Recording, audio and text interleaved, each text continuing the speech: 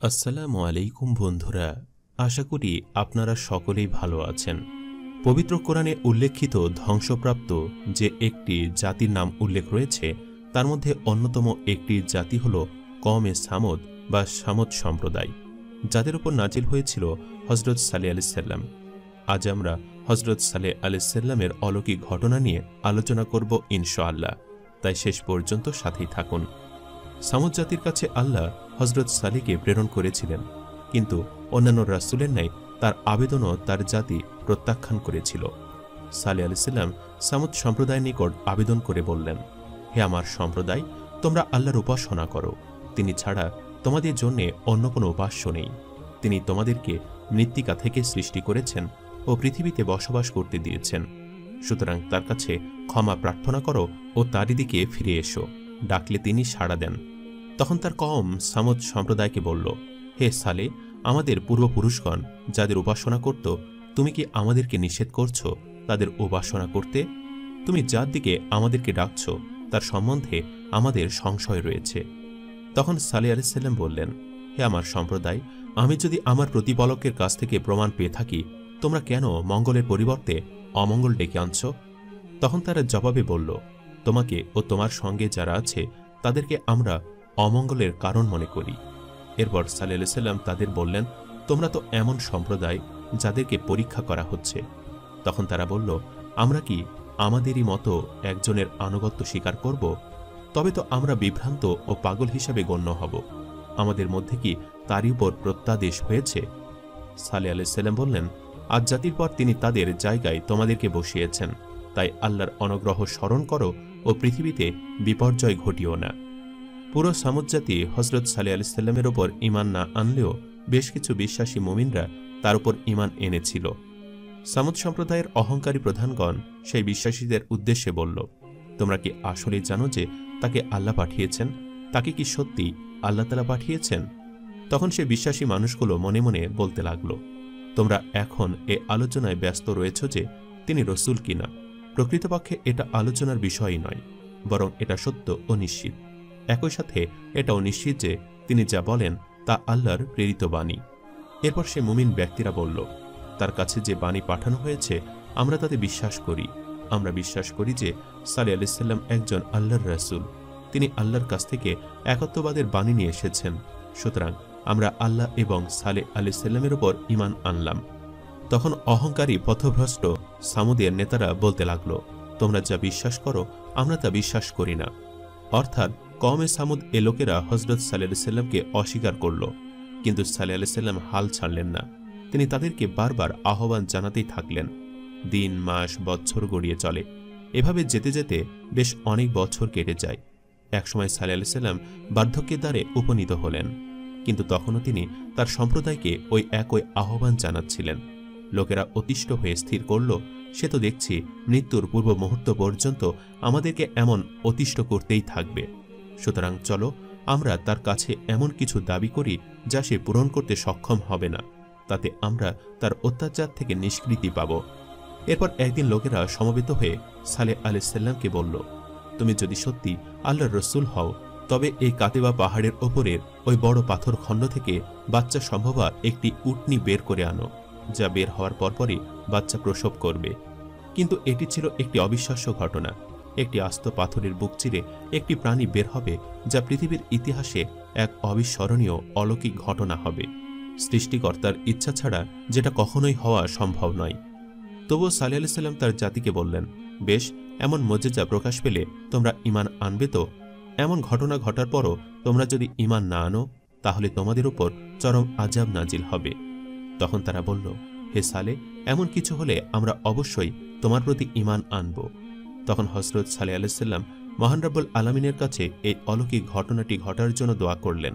তিনি আল্লাহর কাছে প্রার্থনা করে বললেন যে, হে আল্লাহ, আমি আমার পুরো জীবনটাই আমার সম্প্রদায়ের কাছে তোমার একত্ববাদের বাণী প্রকাশ করেছি, কিন্তু তারা এখন স্পষ্ট মুজিজা দেখা ছাড়া তারা নাকি কিছুতে ঈমান আনবে না। সুতরাং তারা যে মুজিজা দেখতে চাইছে তুমি সেটি প্রকাশ করো। সালেহ আলাইহিস সালাম মহান আল্লাহর কাছে ফয়সালা চাইলেন।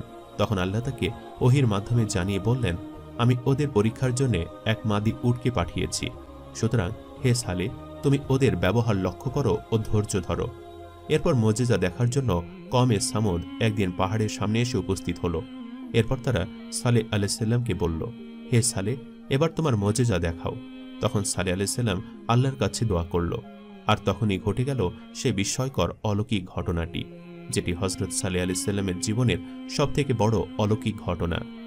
দোয়া করার পরে নিকটস্থ পাহাড়ের ওপরের এক জোরালো স্পন্দন দেখা দিল এবং ওই বিরাট পাথরটি বিস্ফোরিত হয়ে তার মধ্যে থেকে এক গর্ভবতী উটনী বের হয়ে এলো।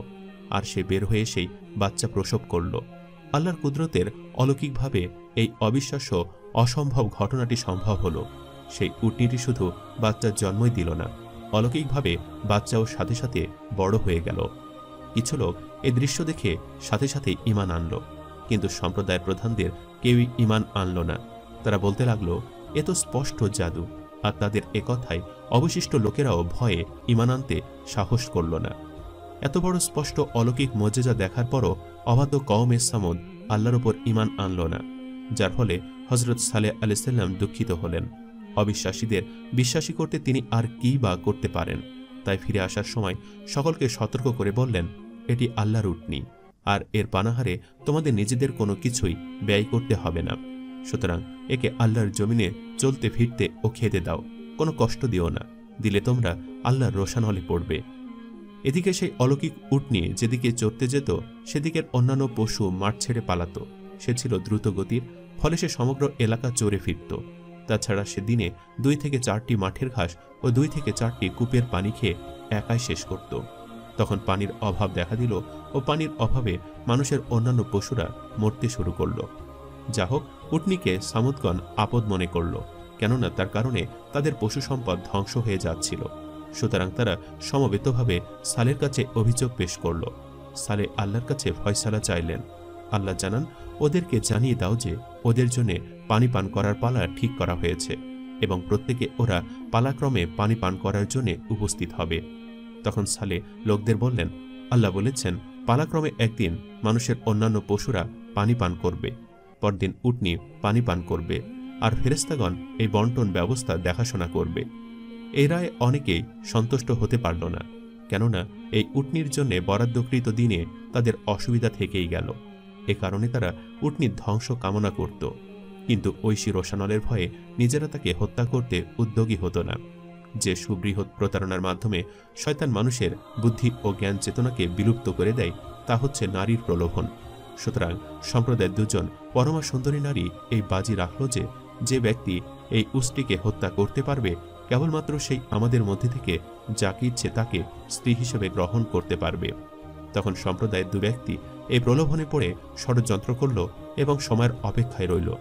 অতঃপর একদিন উটনীকে পানি পানরত অবস্থায় সুযোগ মতো পেয়ে তারা এক বৃহৎ পাথরের আড়ালে লুকিয়ে থেকে অতর্কিত হামলায় উটনীর পায়ের গোছা কেটে দিল।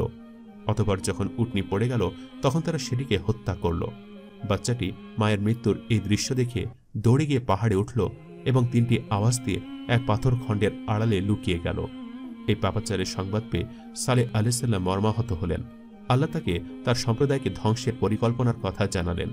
মহান রাব্বুল আলামিন তো কোনো জনপদ এমনি ধ্বংস করেন না, যতক্ষণ পর্যন্ত না তার অধিবাসীগণ সীমা লঙ্ঘন করে।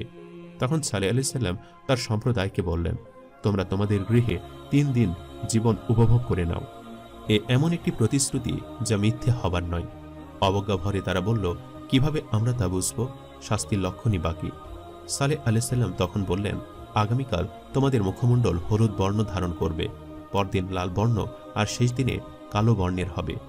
সামুদ জাতির যে শহরে বাস করত, ওই শহরের কিছু দুষ্টু প্রকৃতির লোক যারা শুধু অশান্তি সৃষ্টি করত, কোনো ভালো কাজ করত না। তারা সালের কথা শুনে তার বিরুদ্ধে ষড়যন্ত্র করল।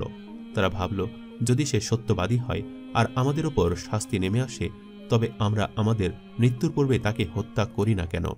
পক্ষান্তরে যদি সে মিথ্যেবাদী হয়, তবে এতে সে মিথ্যের সাজা ভোগ করবে।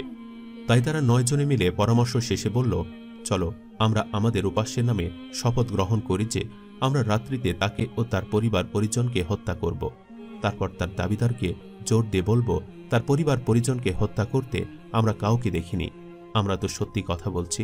অতঃপর সিদ্ধান্ত অনুসারে তারা রাতের অন্ধকারে সালেহকে হত্যার উদ্দেশ্যে তার গৃহ অভিমুখে রওনা হল। ওদের ষড়যন্ত্রের বিষয় তো আল্লাহ জানতেন। তিনি সালেহকে তার অনুসারী সহ আগে নিরাপদ স্থানে চলে যেতে বললেন। তারা আদেশ মতো সোর পর্বতের দিকে যাত্রা করলেন। চলে যাবার সময় সালেহ তার সম্প্রদায়ের উদ্দেশ্যে আক্ষেপ করে মনে মনে বললেন, হে আমার সম্প্রদায়, আমি তো আমার প্রতিপালকের বাণী তোমাদের কাছে পৌঁছেছিলাম ও তোমাদেরকে উপদেশ দিয়েছিলাম, কিন্তু যারা উপদেশ দেয় তাদেরকে তো তোমরা ভালোবাসো না। পরদিন সকালবেলায় ঘটে গেল আরেক বিস্ময়কর অলৌকিক ঘটনা। লোকেরা দেখল যে তাদের মুখমণ্ডল হলুদ বর্ণের হয়ে পড়েছে। সালের কথা অনুযায়ী প্রথম লক্ষণ সত্য হওয়ার পর তারা কিন্তু ঈমানের প্রতি মনোনিবেশ করল না, বরং তারা সালের প্রতি ক্ষিপ্ত হয়ে পড়ল এবং সমগ্র জাতি তাকে হত্যার জন্য খুঁজে ফিরতে লাগল।